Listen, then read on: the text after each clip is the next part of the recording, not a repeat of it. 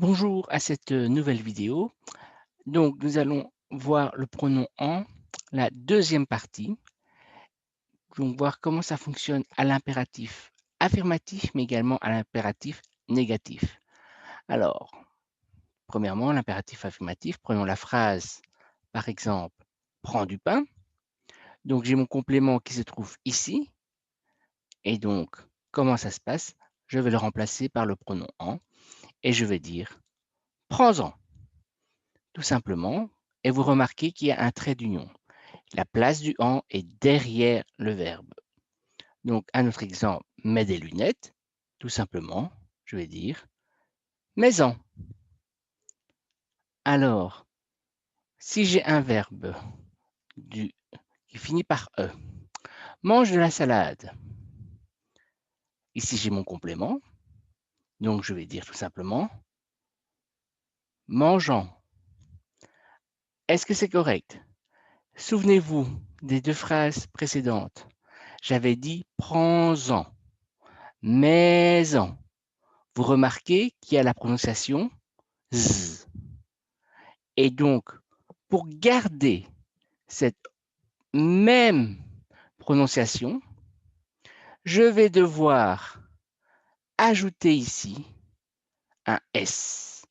Et à ce moment, j'ai mange-en.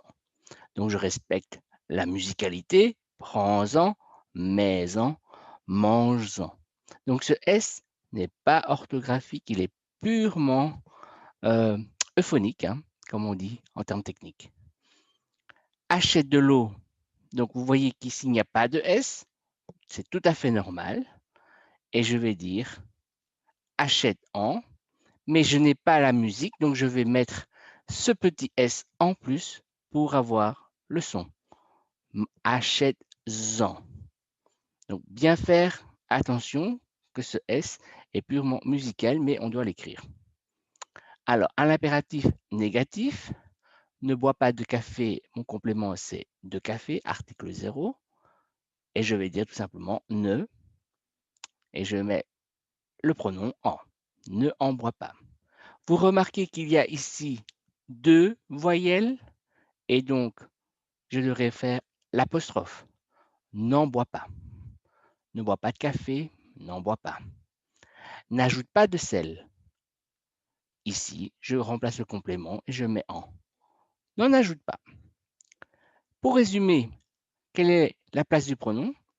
À l'impératif affirmatif, exemple, fais du sport, je vais dire fais-en.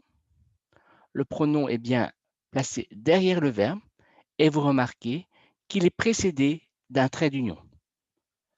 Si l'impératif est négatif, ne fais pas de sport. Cette fois-ci, je vais dire n'en fais pas. Le pronom est placé devant le verbe et il n'y a pas de trait d'union. Voilà donc pour cette petite vidéo. N'oubliez pas d'activer la cloche. N'oubliez pas le pouce bleu et abonnez-vous à ma chaîne.